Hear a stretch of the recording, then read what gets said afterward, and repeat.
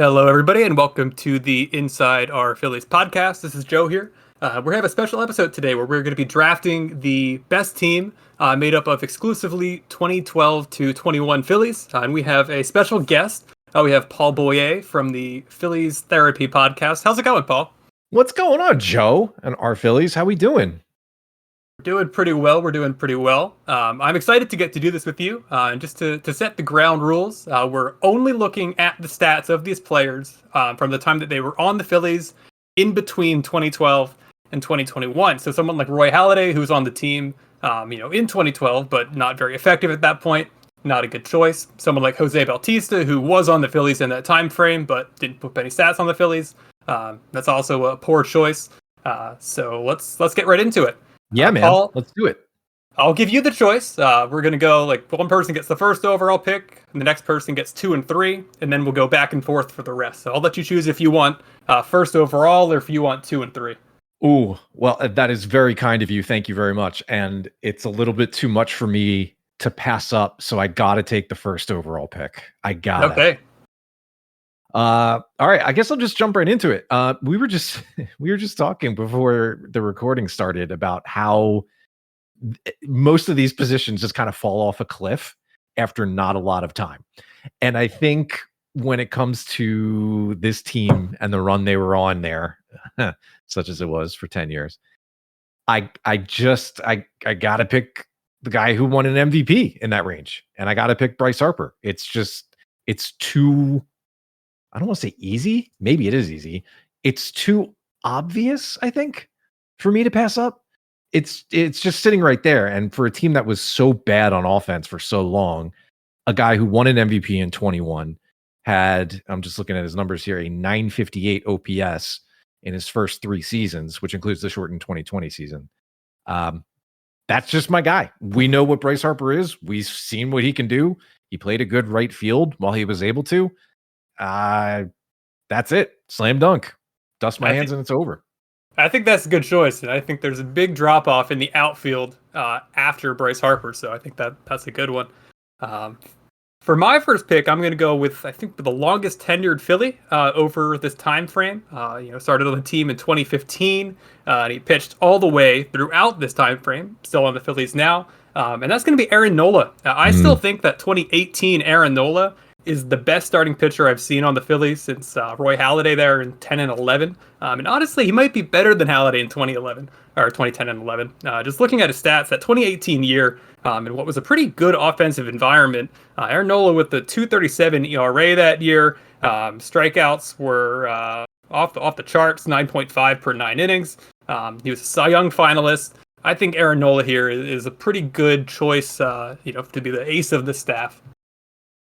I absolutely no qualms with that. I mean, the 2 guys he finished behind in 2018 are future Hall of Famers in Jacob deGrom and Max Scherzer. He's a 10-win season. He pitched 212 innings of really good ball. I mean, yeah, that's ace level stuff. That's a guy you want at the front of your staff. And there wasn't a bad year in there. There were some better years than others, but Aaron Nola is my first pick in the first round. And then for my next pick, I'm going to continue with this pitching staff, and I'm going to go with Cole Hamels. We didn't get a ton of Cole Hamels years in this time. We got 12, 13, 14, and part of 15, but those were still really good years. I got an All-Star appearance there in 2012, but probably the best year was the 2014 year with a 2.46 ERA. Then obviously that no-hitter he threw in his last game as a Philly in Wrigley Field against the Cubs. So I'm going to try to stack up this starting staff as much as I can with Nola and Hamels. Yeah, it's a really good move because while I went for the bright flash of the 3-year range, right, 19, 20, and 21, you've got 2 guys there who carried this pitching staff for the majority of the range we're talking about here. And obviously Cole Hamels being one of my favorite players of all time. It's really hard for me to quibble with that. It's going to be hard for me to quibble with a lot of the early picks, I think, and I'm most interested to see just how weird we get as we get down this list. Yeah. I don't think I'm going to get weird quite yet. I'm saving up a couple of these names. I don't think I'm going to get weird quite yet. But I'll see your starting staff and I'll counter with a bullpen addition.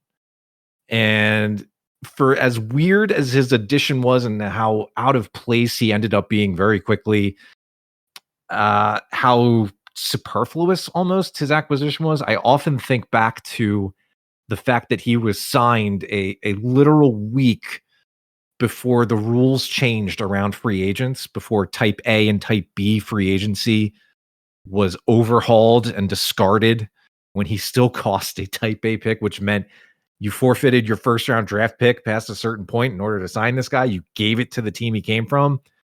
So that, of course, is John Papelbon, who, was a little bit out there in terms of personality, to say the least. The crotch grabs and all this stuff. And later on, when he went to Washington, obviously he got into it with Bryce Harper pretty famously. He netted the Phillies Nick Pivetta in the trade when he was sent out. Not that counts here, but while he was actually with the Phillies, he was great. He was a great all-time reliever. saves leader. That kind of gets lost amid all the drama and crap. But he was actually really good. It just served no real purpose on a team that was sinking, and so he ended up pitching 3.5 really good years in sort of like an abandoned forest. But I guess in an exercise like this, I'll have to take John Papelbon to anchor my bullpen. And then we're still looking at some weird stuff with the offense, right? Because we're getting toward the end of the productive periods for some of the, the cornerstones of the championship era. I would obviously love to have Prime Utley, but that's not what this is for him, nor Jimmy Rollins. I think I'm waffling a little bit, but I think what I'll have to do here is go with Rhys Hoskins. I am tilted a little bit as far as Rhys Hoskins is considered. He became one of my all-time favorite Phillies because he, to me, represented the end of the dark stretch. The time from, we'll call it 2013 charitably, up and through 2016 and into 2017. He arrives on the scene and just hits the crap out of the ball, slugs like 650 or whatever it was for his little cup of coffee, 618. He and Matt Olson with Oakland came up and just absolutely hammered the crap out of the ball. And I'm just like, oh, this is great. This is fun again. I haven't actually had this much fun watching this team in a minute. And he symbolized so much of that for me. And so through 21, he had the 34 home run season in his first full year in 2018. It was fantastic. Hit 29 again after that in 19. He hits 27 in his 2021. We're not counting 22, but he was a hitting developmental success story for an organization that's had very few of those.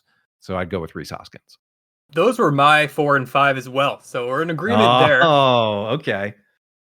So I like it. And I think at first base, after Hoskins, there's a massive drop-off in terms of this 10-year time frame. So good picks there.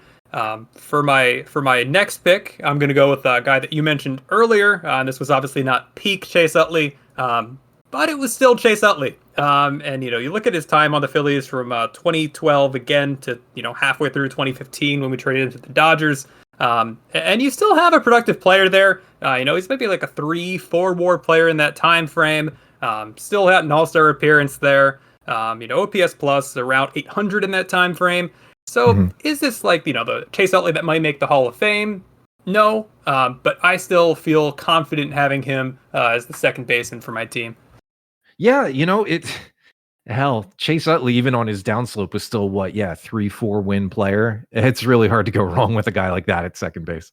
And that's something that could matter a lot when it comes to his eventual Hall of Fame case. Just, putting up 3 WAR a year there, not that it is the end all be all, but, the difference between a 50 WAR player and a 65 WAR player when at the end of the day it's a pretty big difference. Yeah, it could be.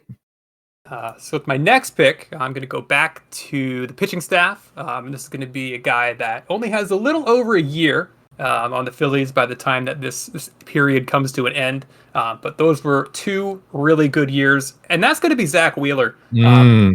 He probably should have won that Cy Young in 2021. But just look at his stats over these 2 years. 8.2 WAR per 162 games, 2.82 ERA.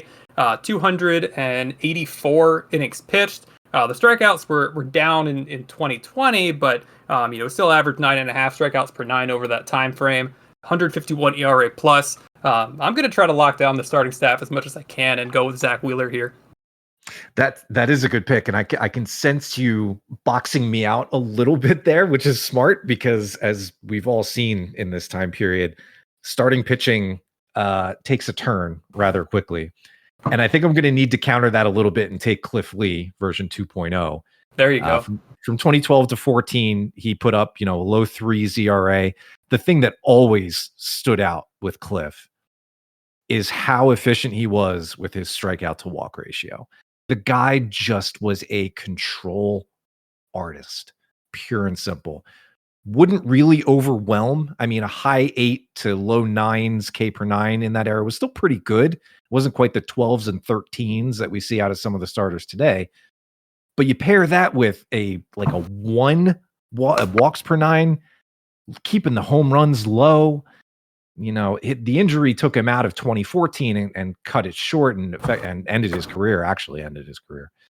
But while he was healthy and pitching in those years, yes, it skips over his top 3 Cy Young Award year in 2011, but he was still top 10 in 2013. And I got to get somebody in my rotation. So it would be 2012 to 2014 Cliff Lee for me in my top spot. No, thank you. And I think, while it's tempting to try and pick another starter to catch up a little bit, because I am definitely lagging behind you in the rotation category, I think instead I'm going to have to go back to the offense, the offensive side of things. It's really a one or the other situation, I think, although you could surprise me, I guess. There are 2 guys that come to mind with this time period behind the plate. And I'm going to take one of them. And I don't know if it's who you think I'm going to take, but the 2 guys I'm thinking of. I do. I'm going to take JT.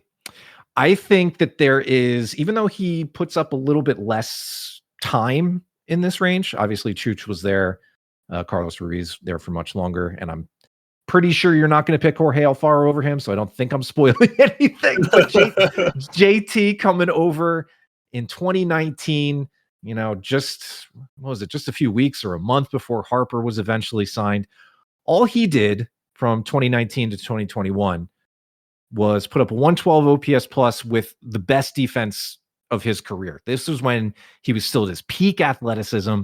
He was, earning that best catcher in baseball moniker that the team still throws around on their socials every once in a while. Won a Gold Glove in his first year over, got MVP votes, made the All-Star team a couple of times, got that Gold Glove and Silver Slugger, which he would later do outside of this window.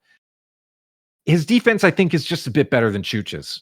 Carlos, when he was at his best, 2012, you're going to get the best Chooch year offensively in this range. But JT's defense and athleticism just eke him out. And so I'll pick JT for my staff there.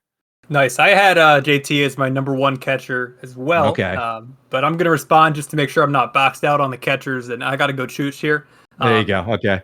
When I was looking back and making my big board for this, I was kind of caught off guard at how good his 2012 season was. I remembered him being an all-star, but good.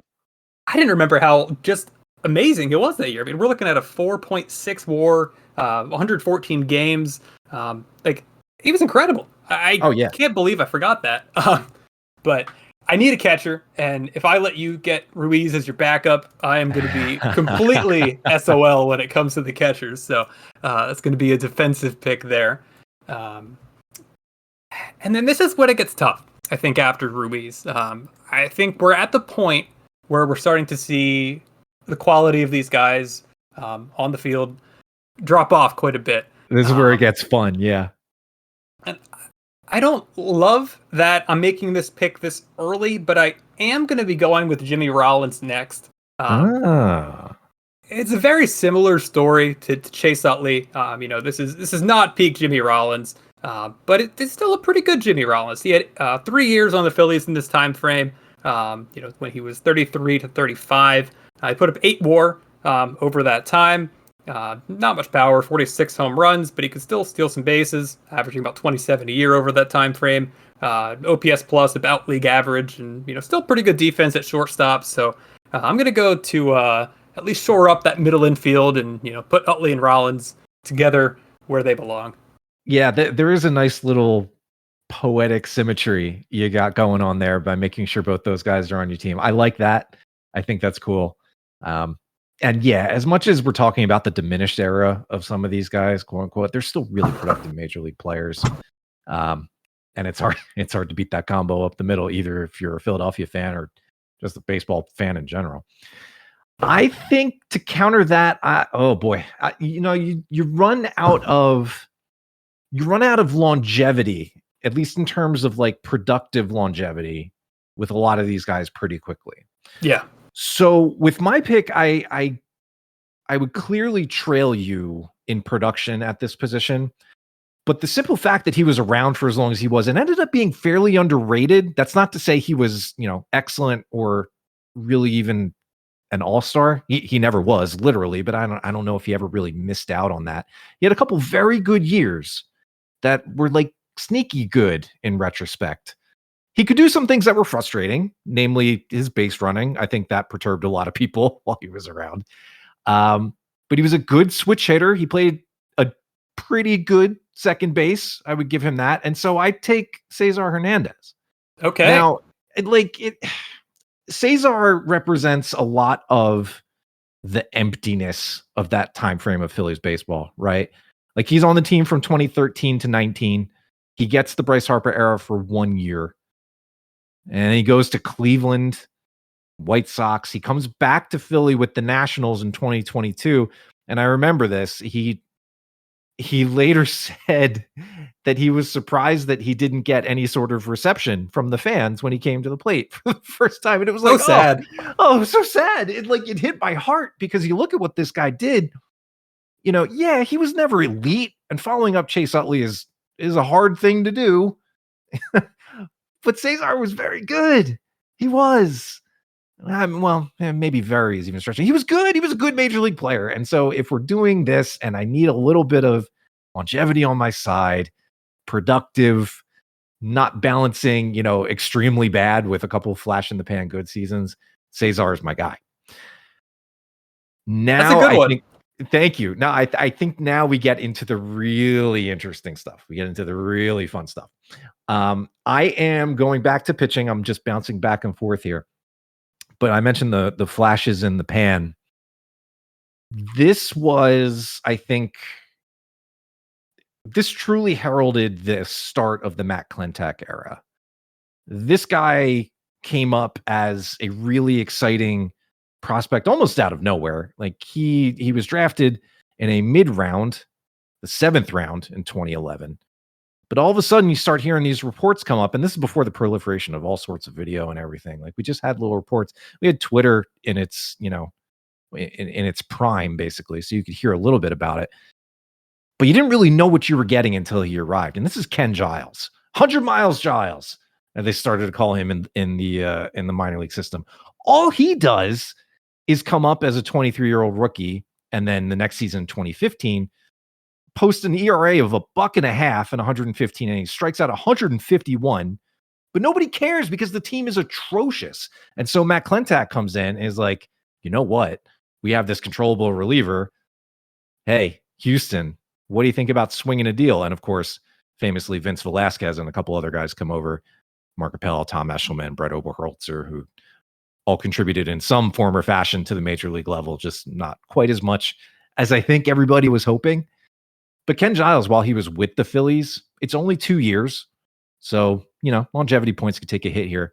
But man, when he was healthy and firing that baseball, that dude was good. And so I figure with John Papelbon and Ken Giles anchoring my bullpen, I can hopefully make up for what is shaping up to be kind of a weak rotation. Let's put it that way.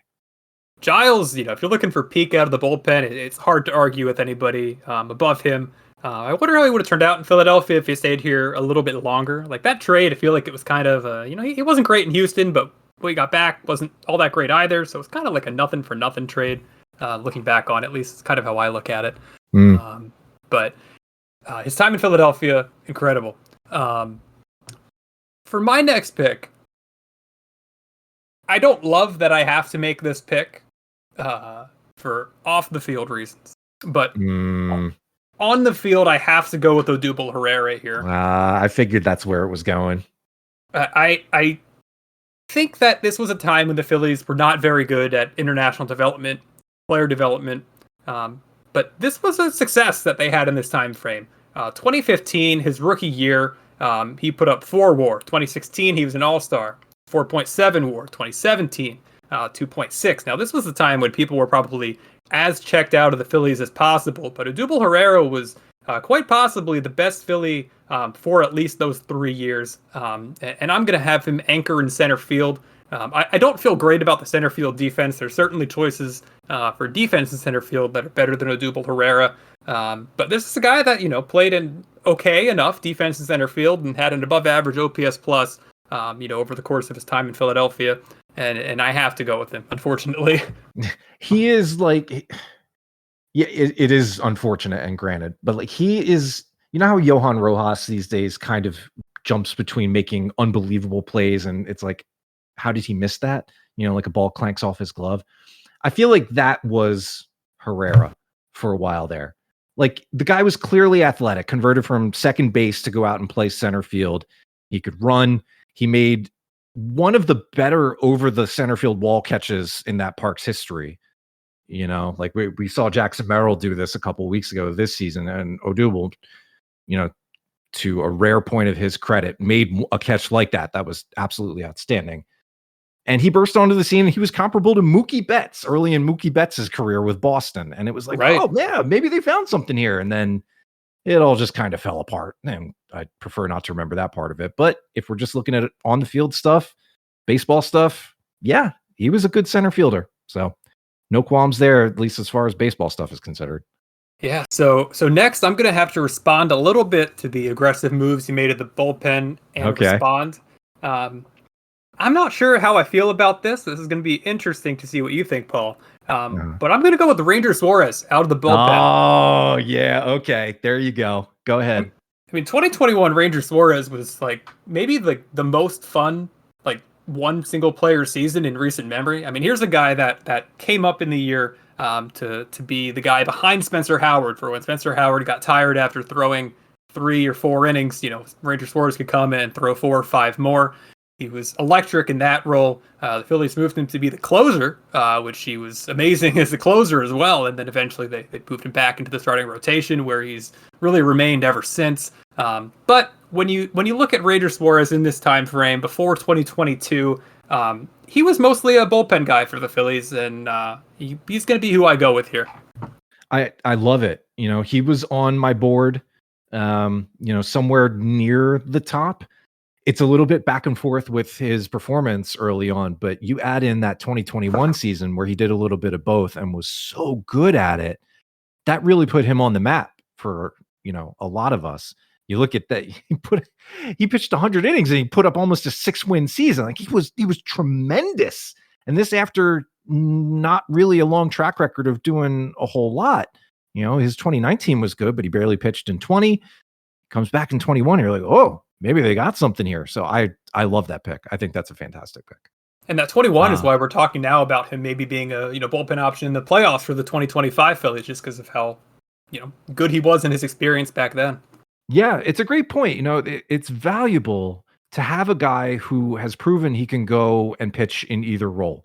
It's kind of the reason why we're looking ahead, maybe a little prematurely, but we're allowed to do that. Why we're looking ahead to October and thinking about, okay, there's a potential surfeit of starting pitchers here if everybody's healthy. They can't all pitch, at the start of games. They can't all pitch in the first inning. Somebody's got to move or else not make the roster. What do you do? And so you think about somebody who's actually shown he can move back and forth. Right now, the needle is pointing toward Ranger Suarez if everything breaks right, but got to get there first. So we'll see how things actually break out there. Yeah. All right. I think I got to get into my next pick here, right? Boy. Things hit that proverbial cliff in a couple more of these positions. Some of them are just not that great to begin with. But I think I'm going to have to go with Ben Revere in center field. He was never obviously a big power guy. You don't think of Ben Revere and dingers. No. But you but you look at what he did in his time here. He was, he was a 300 hitter for what that's worth to you. And that's not worth nothing. He led the National League in hits in his second year with the Phillies. I was at the game where he hit his first home run. Really? That was great. Yeah. Yeah, that was awesome. He was never, he was a nationally ranked prospect in his time coming up through the Twins system. There was something to love about his athleticism, his bat to ball, that really put him on the map. And we got a version of that. It wasn't fully realized. I don't think anybody would say that, the version of Ben Revere that emerged was the one that, cracked top 100 lists. But while he was with the Phillies, he had some very, very productive seasons and half seasons. He almost stole 50 bases one year. He played okay defense. I always thought he used his speed and athleticism to make up for bad routes and bad first steps, which is fine. You can do that. And that athleticism led him to make some really amazing looking plays. There's one catch in Cincinnati that really stands out in my mind. So he was good. He was productive. And I think the fact that center field, which is such a cursed position for this franchise, really for a long time now, I would have to land him to play center field for me. I mean, Ben Revere, I was a kid when that trade was made, and I remember how excited I was to get Ben Revere on this team. And while you're right that it didn't pan out maybe in the way that every Phillies fan was expecting, he was a productive center fielder in the time here. And, Phillies fans would love to have a Ben Revere type manning center field at Citizens Bank Park this year, I think.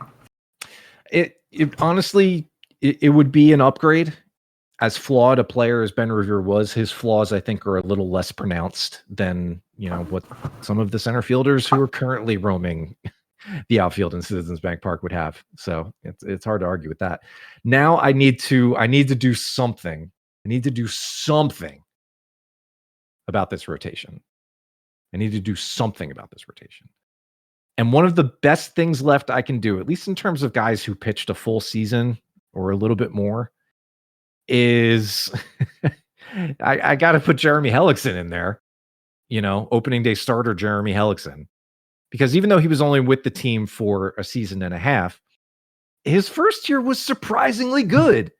That, of course, led to the faded, qualifying offer and him accepting it. And so the team's like, oops, we got to pay you $18 million to come back and try and repeat what you did the year before. And he did not do that. So it's really one pretty good year in 2016. And then the half season where he's just kind of like, it's fine. He pitched like a fourth or fifth starter in 2017, eventually gets traded for Garrett Clevenger and cult hero Hyun-Soo Kim and at the trade deadline in 2017. Clevenger, of course, still pitching actively for the Tampa Bay Rays here in 2025. And he was traded for Jose Alvarado. So you still have the remnants of Jerry Hellickson affecting the Phillies today. Yeah, it's a far-reaching tree. The branches are spread out. So while he wasn't amazing and is not your ideal candidate for SP2, he just narrowly beats out one or two other guys who I think you're going to snipe ahead of me, but I'm going to risk it. So that's my pick. Nice. Actually, I'm going to leave the starting pitchers hanging for just a little bit. I did think about taking a couple more, but I'm going to make a pick for the longevity over this time frame. When you think of Phillies in the bad years, one of the first guys you think of is Hector Neris, and I'm going to go with Hector Neris as my next pick. Here's a guy that started on the Phillies in 2014, even though that was just one game, and he was on the team through 2021. I still think it's such a shame that Hector Neris never got to experience postseason baseball here in Philadelphia. But he was the closer for the vast majority of his time here. He had a 3.42 ERA, 84 saves. He always gave you a heart attack when he pitched, but over that time frame, he was in general an effective pitcher, and I'm glad to have him in my bullpen compared to the other options that we'll be getting to later on. I loved Hector Neris. I thought, it was a tortured tenure that he had with the Phillies. And in its way, the small comfort I get from this is that he did win a championship in 2022 with Houston. Yeah. It was, we don't need to talk more about that. But he was good. I went to bat for Hector Neris more than just about any other player on those teams, and it's just never quite rectified itself the way I was hoping. But I did love him. I thought his splitter was an amazing pitch. It was a great pitch. And the next pick, I think this is one of the more interesting picks that I could make. But here's a guy that came up as a rookie with the Phillies. Here's a guy that's a former All-Star.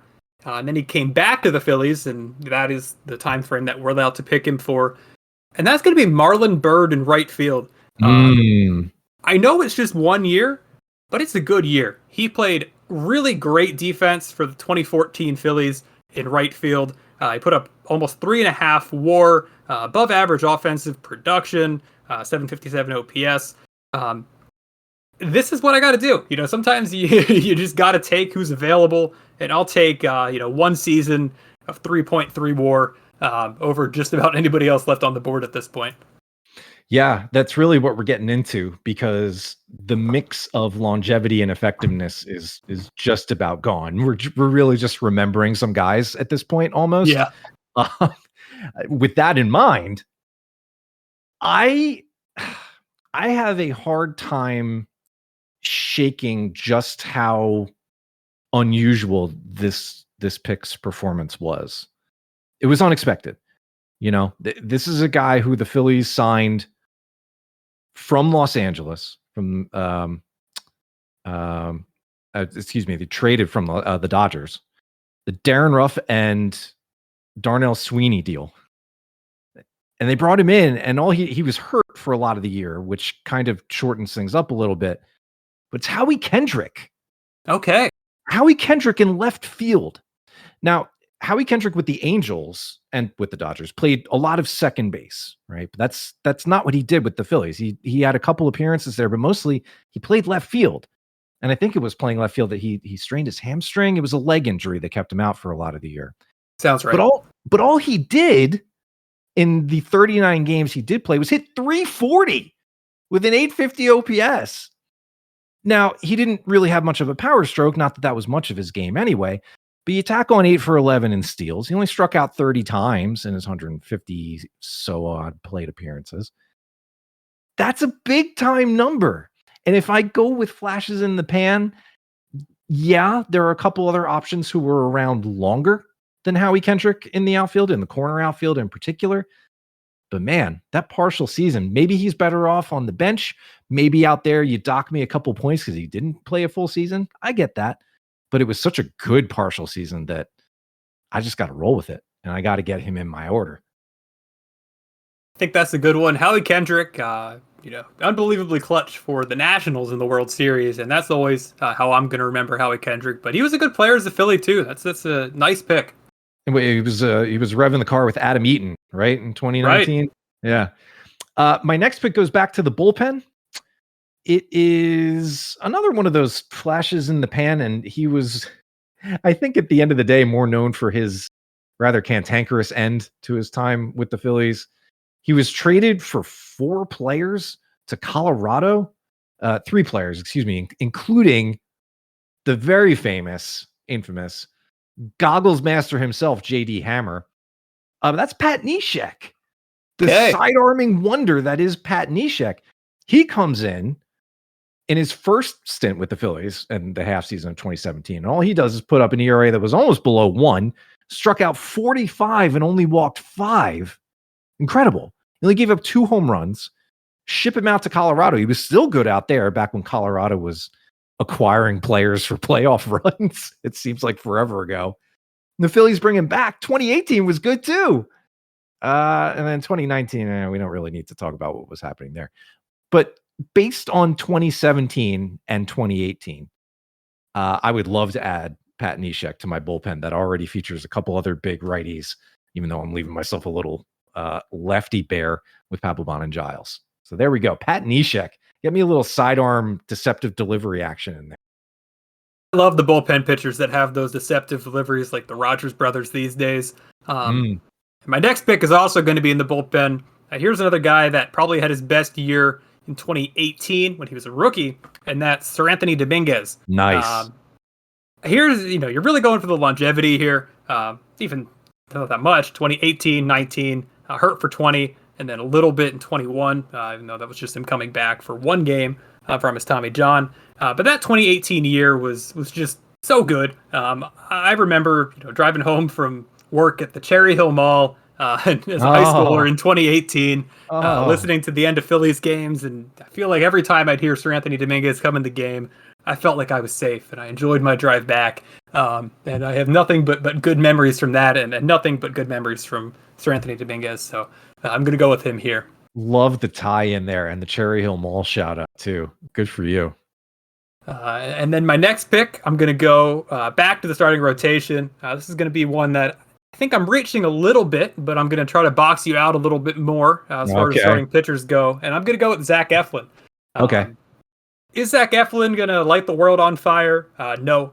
He really didn't have any incredible years in this time frame. His best year was probably his 21, where he had a 4.17 ERA, and he only threw in 18 games. He was always, kind of fraught with injuries in his time as a Philly. But at the end of the day, he's my 4 starter on this team, and I think that's about right for 2016 through 21 Zach Eflin.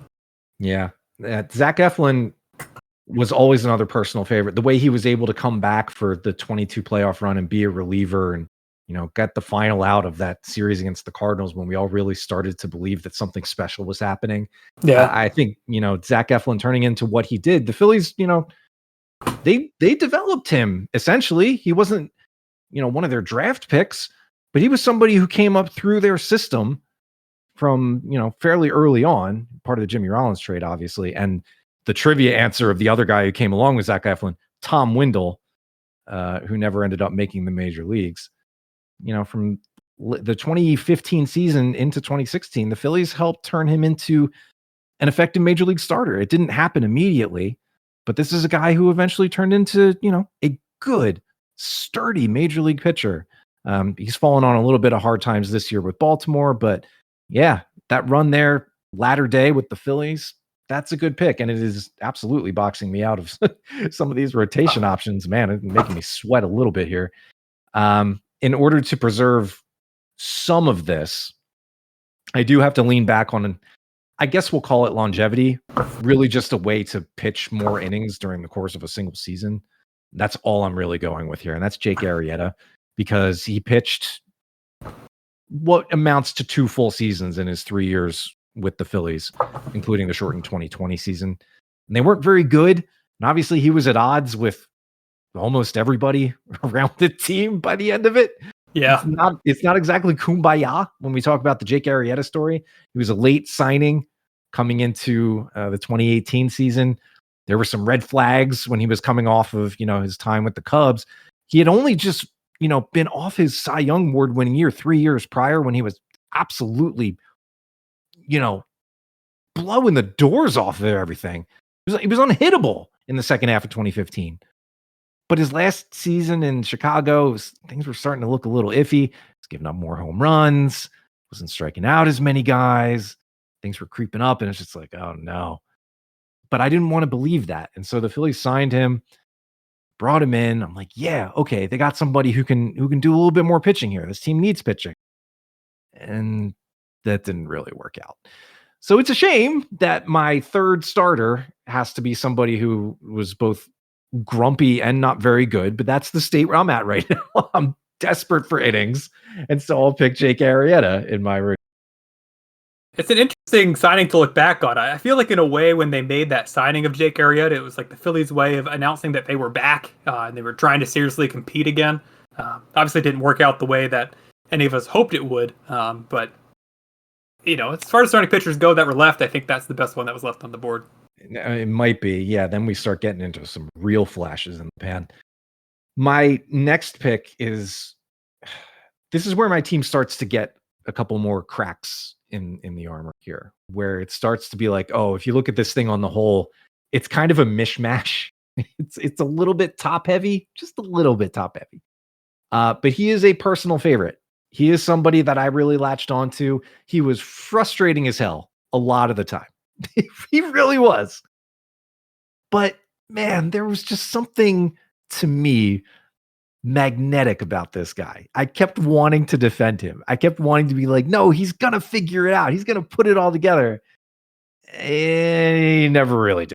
He peaked as a 22-year-old, and that's Maikel Franco.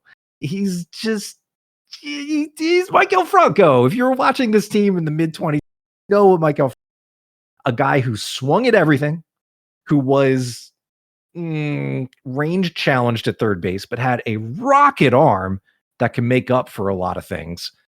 And he had pop. This was a guy who was really following up Cody Ashe in a way. And you're just like, all right, third base hasn't exactly been a place of power for this team, even when they were at their best. Pedro Feliz comes in at the end of his career and is fine. Then we're talking about Abraham Nunez and whatever else was happening over there, stretch farther back to the end of David Bell's career. It's not the most popular position in the wake of Mike Schmidt. But then Maikel Franco comes along, has that series in Yankee Stadium in 2015. Everybody's like, oh, we got something here. We really got something here. And then it just never really advanced past that. But he was pretty good. He had some pop. He could hit balls pretty hard when he did make contact. Never one to draw walks. Didn't strike out a ton, but a lot of that resulted in bad contact too. So with all of his flaws, mostly just for his 2015 season, I got to go with my guy, Mike. And I love that you put together Hernandez and Franco. I feel like they're players that had the kumbaya. Like I always remember them together, just like Utley and Rollins, just maybe not as productive. Yeah, right. It's like, Mom, can we get Utley and Rollins? We have Utley and Rollins at home, kids. Here's Cesar Hernandez and Maikel Franco. Exactly. So for my next pick here, I'm going to go to the bench. I think this is maybe the best player left on the board, just doesn't really have a place to start necessarily. Okay. And that's going to be Gene Segura. He had a little bit of experience as a shortstop on the 2019 Phillies, second base on the 21 and 20 Phillies. So I like how you get a little bit of both of the middle infield positions there. Everybody loves Gene Segura, right? He was a really good Philly for his time here. Everyone always remembers that hit in St. Louis. But he was just unbelievably fun to watch. He had bat to ball skills, like you don't see every day nowadays. And I'd really, really am happy to have Gene Segura on this team. Man, your team is full of really popular, likable players. I'm just noticing there's a huge gap in likability of the guys you have between your team and mine. Well, I have to make up for Odubel Herrera, I think. Oh, okay. I gotcha. And my next pick, I guess this is going to continue the trend of likable players, but I'm going to go with Andrew McCutchen as my left fielder. Oh, man. Okay. Yep. He didn't really pan out the way Phillies fans thought he was going to, obviously, with Gene Segura being a part of it, maybe. I don't really think so, but, he had that ACL tear that really kind of derailed his career as a Philly, but he was really productive in the 59 games he played in 2019. He came back and he wasn't as good in 2020, but he had a solid enough 2021 to the point where I feel okay about having Andrew McCutchen on this list. He averaged over his 162 games, 1.7 WAR per 162. So that's about a league average left fielder, and I'll take that. Yeah. Yeah. Again, another very popular pick, but as it amazes me how, Kutch is still going out in Pittsburgh. And that's after, a stop in Milwaukee too, where it seemed like at the end of his time with the Phillies, he was like getting close to wrapping it up. Like he was just, it didn't look great. And his Milwaukee year was, was not great. He goes to Pittsburgh and he's almost like revitalized. It's been great to watch because it's hard not to like Andrew McCutchen. It's really hard. Feel good for the Pirate fans. They struggle with a lot, bad ownership, but to have Andrew McCutchen, there, it's got to be something for those Pirate fans to be happy about. Yeah, right. Like that's a guy who proudly calls Pittsburgh home and, was proud to go back, proud to re-sign with them multiple times at this point and just stay there and drop anchor. Like that's really cool. All right.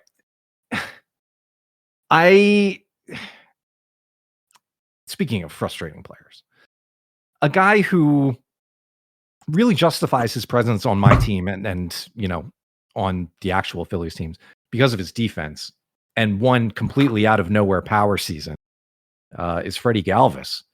He starts out as a rookie in 2012 And I don't really know what was expected of Freddie Galvis coming up. The reputation was that he could pick it, but nobody was really sure what he could do offensively.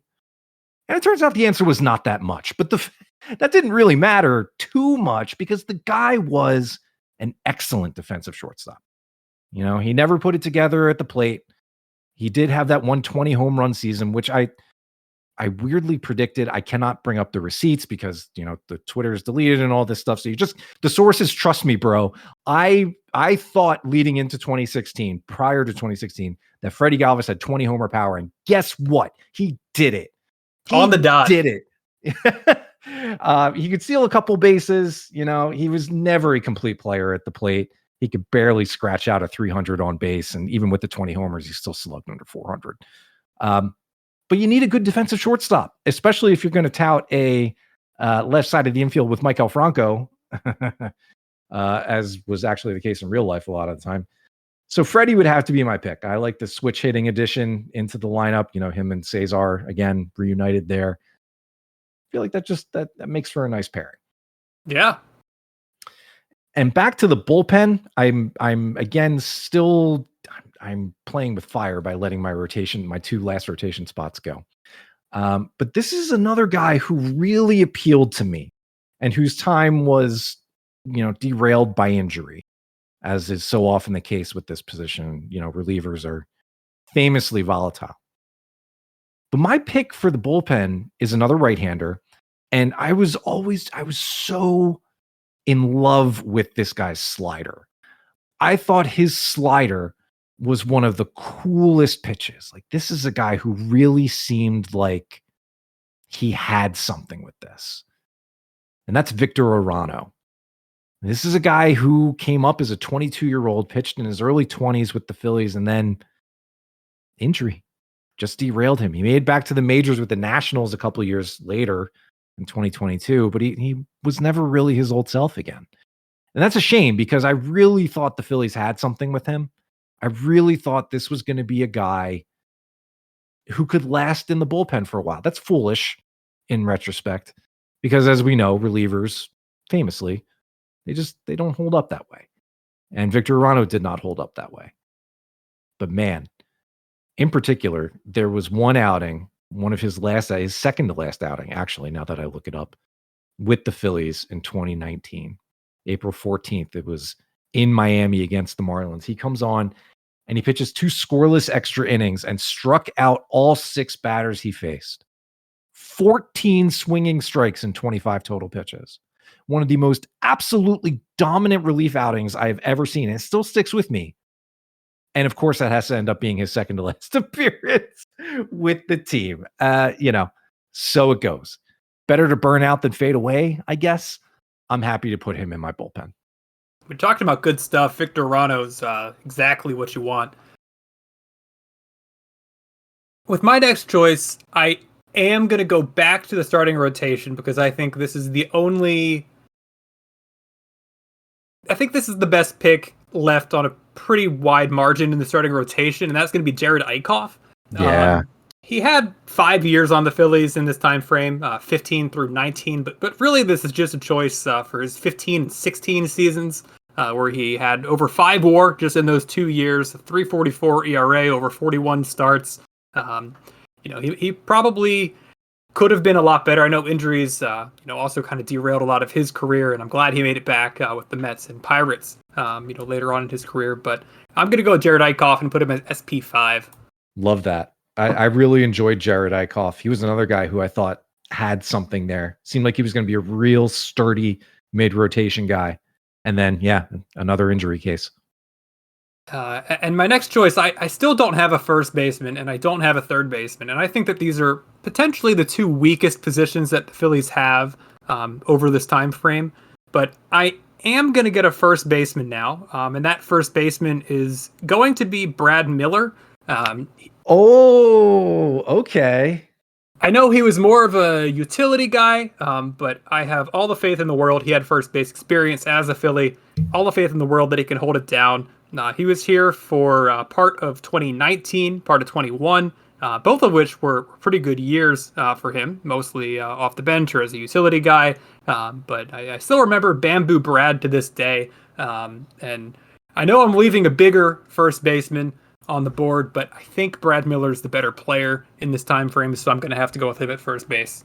And again, another cult hero of sorts with the Phillies. With the bamboo thing is really funny and is something that a lot of people are going to remember about those teams for a while. I mean, we're still talking about it right now, right? Yeah, that's fun. That is one I had not considered, and I like it for its creativity. That's a really nice pick. Thank you. Boy. Yeah, I got to do something with these rotation spots, don't I? I'm looking at some of my last options here, and it's not super pretty, and it's not super long. It's only 1 year within this range. But I've done it before with some of these other positions, so why change now? I'm going to go with Vance Ward for his 2012. Okay. Mostly because I am running out of options, sure, and running out of options that resembled even a little bit of effectiveness. His best year with the Phillies was the year before in 2011, but I can't get that. So I'm going with 2012, where he went 6-9 with a 4.20 ERA. There you go. In 23 starts in 2012. I mean, he was fine. He was competent. ERA plus right around league average. I always remember Vance Worley, not just for the rec specs, but because he was so good at putting a front door sinker on left-handed hitters. Like, you would get to a 2-strike count, and it almost became predictable for a while there that he would throw a sinker that would get a lefty to flinch a little bit before it dipped back over the plate and nicked the inside edge. Like, he was really good at that. He was really good at that. And I always liked watching that happen when it was effective. He never gave up a lot of home runs. He was never smacked around that way. He just, didn't really have put away stuff. He was fine. But I think for the memes, I could pick his 2012 as my fourth starter and slot him in there. Love it. My rotation is going to get I'm going to be asking so much of this bullpen. But looking back at some of these names, I do have to start thinking about my bench, because you're picking some really good players that also could have qualified as, bench options, right? Brad Miller in particular, he could play a number of positions, not very well, but he could play a number of positions, and that's helpful. But I'm looking at this now and I'm like, I might want to have a little bit of contingency in case somebody goes down. So that's on the one hand. On the other hand, I see another personal favorite in the bullpen, but do I want to use up my last bullpen spot? That would be my fifth bullpen pitcher, and I think that's where we're capping it for the moment. It is. There are a lot of fun names left, and I feel like it would be a waste to pick the bat that I'm thinking of. So instead, I'm going to go back to the bullpen and use up my last spot, and I'm hoping I make this count. I'm going to pick Antonio Bastardo here. Okay. Use my next bullpen on my list too. Oh, there we go. Okay, good. So my spidey sense was right. Antonio Bastardo broke out with this team and was fascinating, mostly because he was big dumper before Cal Raleigh. He had glutes for days, but his 2012 to 14 was very good. Like, let's not overlook that here. Struck out more than 200 guys in 158 innings over that stretch. The ERA was never super great, but he could suppress the home runs. He went on what my buddy Michael Bauman, who now writes for Fangraphs, we would say he would go on the strikeout rampage in 2012. And that was the year he posted a 14K per nine, back when that was almost unrealistic, right? Like, that was just not really a thing that happened. His K percentage was 36.2. That was not something we saw back in the early 2010s. It was crazy. He was never terrific all around. It would come and go in flashes. Some of the more advanced numbers love him for, the fact that he was able to limit home runs as much as he could. But for the stretch where he was with the Phillies from 12 to 14, and plus I just need a left-handed pitcher in that bullpen, I'm going to go with Tony Nodad and put Antonio Bastardo in my bullpen. Good player to remember on.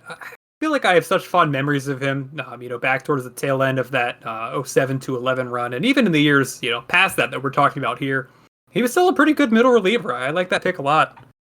That's 2 picks for me, right? I got Worley and Bastardo. I think so. Yeah, right? Okay. Yep. So I'm still missing a third baseman on this team. And I think third base was the Phillies' weakest position over this time frame. And Alec Boehm is there to take, but I am not going to take Alec Boehm. Ooh. His 2020 was obviously great, almost was the rookie of the year, but his 21 was just so bad that I can't do it.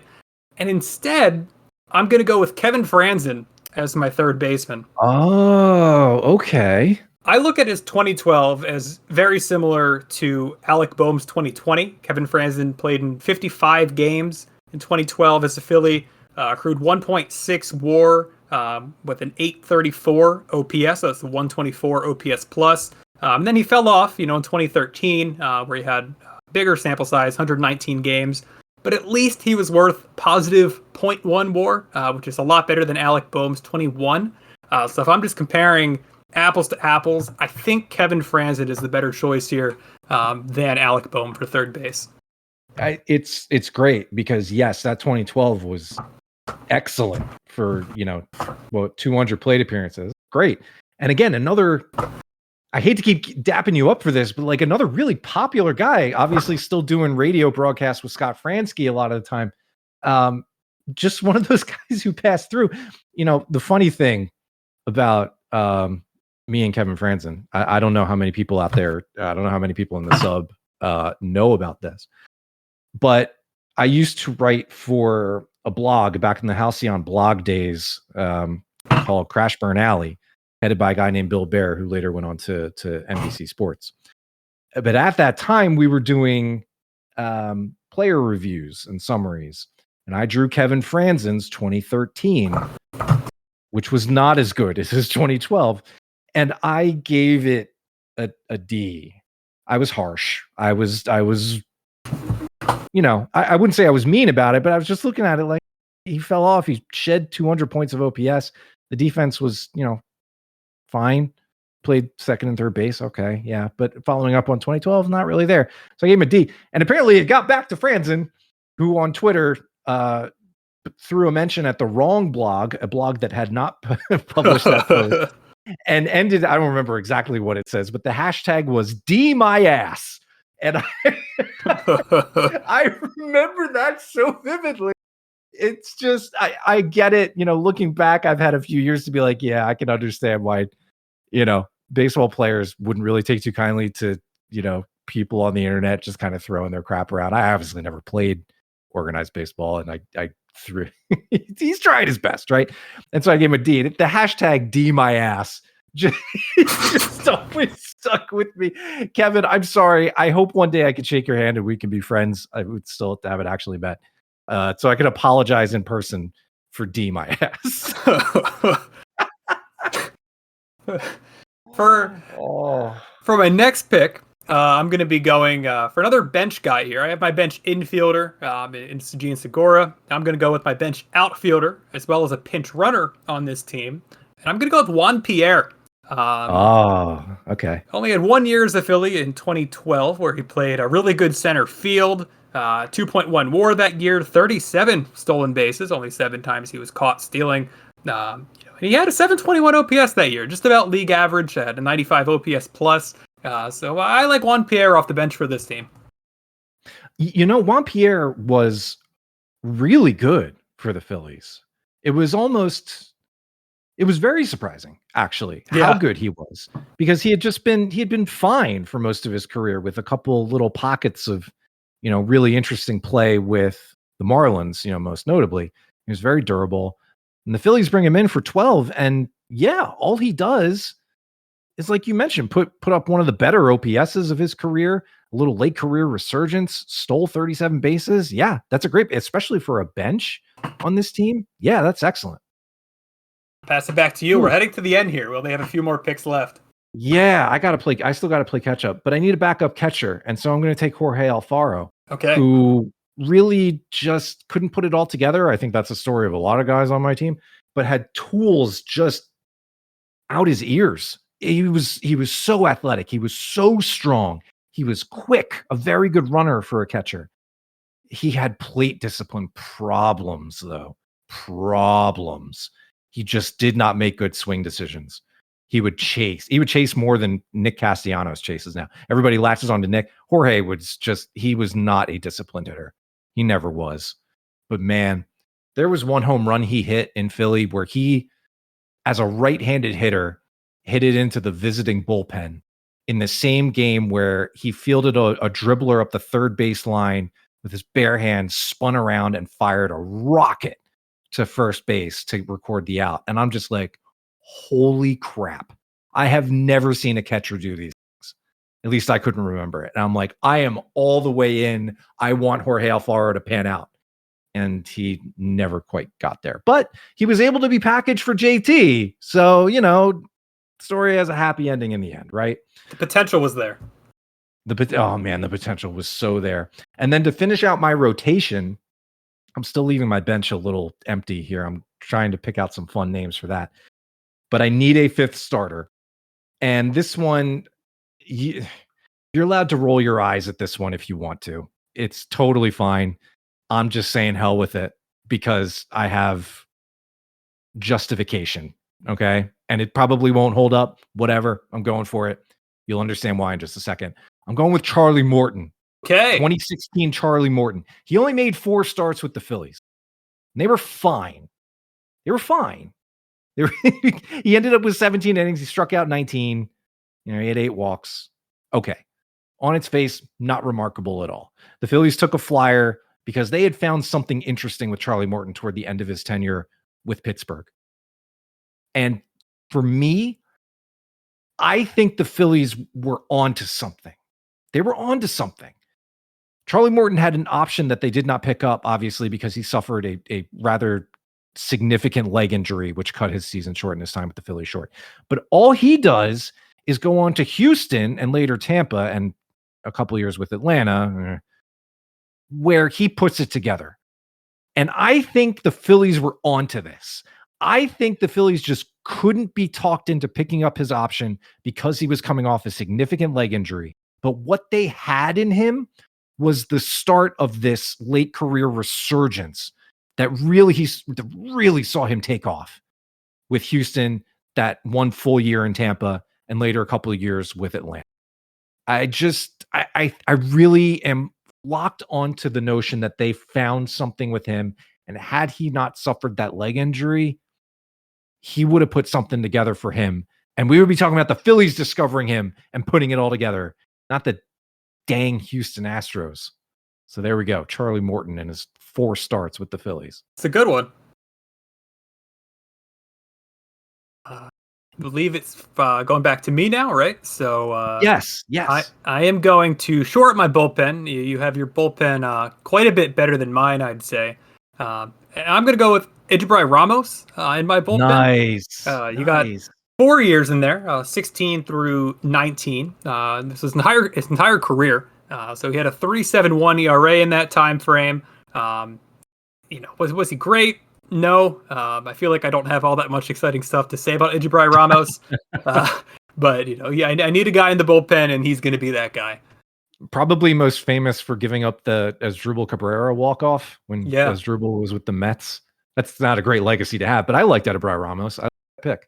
So that was more for the stats. My next bullpen pick is going to be for the potential, and that's Justin DeFreitas. I feel like he threw a sweeper before it was called a sweeper. I remember that sweeping action on his slider. Reminds me a lot of what we call the sweeper nowadays. And while it never really fully panned out, he had a good fastball too. I love the sink he had on that. 4.08 ERA over his time as a Philly, almost all of which was in that post-2011 era. For my last bullpen pick, that's who I'm going to go with. Yeah, love it. Those are guys I could have latched onto a little bit harder even than I did. Justin DeFreitas was interesting to me. I'm a little bit surprised he ended up not having as long of a career as he did. Yeah. I can't remember all the exact circumstances. I know he later resurfaced with Seattle. Was that the last team he pitched with? Oh, he didn't actually make the majors with them. Minor league deal, right? Yeah, minor league deal. So I was surprised. I was a little bit surprised. Yeah, up till 2020, he was, poking around in organized ball. Well, so it goes, I guess. All right, now we get to the bench. Now we get to the fun guys. Now we get to the interesting things, right? 2 more each, right? Yeah. So there are better full-time players or regular players that I could pick for this. I could pick Alec Boehm. I could pick Shane Victorino or Hunter Pence, just to toss a couple more out there. And they'd be fine. They'd be better. But I think I actually want to lean into the role. I want to lean into the guys who are more part-time, who were not really expected to be everyday players, who may have found themselves thrust into that, out of injury necessity or something like that. My first pick is going to be a guy who is still playing this year, bounced around a little bit, but he was on the Phillies in 2021 and basically out of nowhere, because the previous 2 years he had done nothing, barely played. It's Travis Jankowski. Okay. The long flowing locks to be my outfielder. Look, this is a guy who had a nice left-handed swing, comes to the Phillies in 21, walks almost as much as he strikes out in his little part-time 150 or so plate appearances. Was 5 for 5 in steals, right? Puts up a decent OPS. It could play all 3 outfield positions quick. If I'm filling out a bench and I want a guy for that role, that plus the long flowing hair, Travis Jankowski is my guy. Janko from Lanko. Yeah. And bonus points because he's from here. Capital F, capital H. And then my last pick, if I had more bench spots, let's just assume I have a ghost player who can play other positions. Okay. That's fair. And while I'm saying that, it'll become clear what I second. I think this is more for the past, what this guy did before he came back to Philly, than the actual year. He was fine. He was just miscast in a league that did not have the universal DH yet. And that would be 41-year-old Jim Thome to be a masher off the bench, because he was brought back for 2012 to be sort of a part-time player. But like I said, there was no universal DH. He had to play first base. And Jim Thome by that time could not play first base. It was not a thing that was advisable. And so the Phillies eventually did the smart thing and traded him to an AL team. He went to Baltimore to finish out his career and was fine there. But I like bringing Jim Thome back for what it made me think of back in the early 2000s. Again, for this exercise, doesn't really do anything. But when the Phillies signed Jim Thome, it really did feel like a revelation. It felt like something I was 15, 16 at the time. I had been following this team for a while through some pretty awful stuff. I picked him up right after. I have no memory, thankfully, of 93, but I pick him up right after that. There are the strike years. There's the really, really bad years. I had to find solace in things like Robert Person hitting 2 home runs in a game. But all of that changes leading into 2003 because the Phillies signed Jim freaking Thome, coming off another incredible year with Cleveland, where he hit 52 home runs. He comes into the vet, he gets 47 more to lead baseball. I'm out of my mind. I'm like, oh my God, this is amazing. This is what it has to feel like to root for, the Schmidt era Phillies, like the teams that were really just dominating.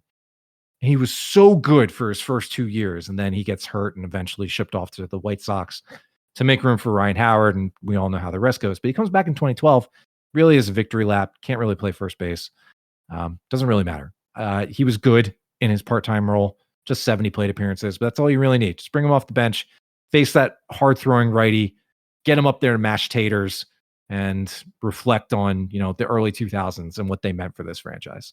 So that would be my last pick, and I feel like that ends me on a high note with this team, even though I think I'm still lagging behind you a little bit, even before you make your last pick.